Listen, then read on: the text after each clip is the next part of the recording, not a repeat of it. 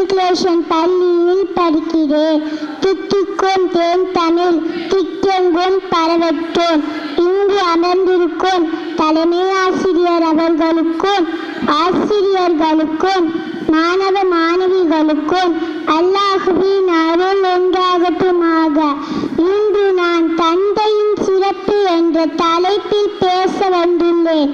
தந்தை சொல் மிக்க மந்திரமில்லை என்பது சான்றோர் வாக்கு.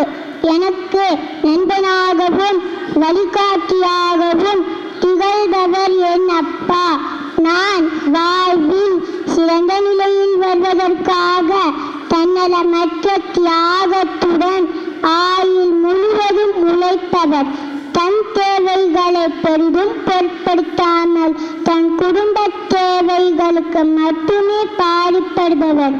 எனவே தந்தையை மதித்து அவரை என்றும் நேசிப்போம் என்பதற்கேற்ப திருவள்ளுவரின் கூற்றப்படி மகன் தந்தைக்கு ஆற்றும் உதவி இவன் தந்தை எண்ணற்றான் கொள் எனும் சொல் என்பதற்கேற்ப வாழ்வோம்.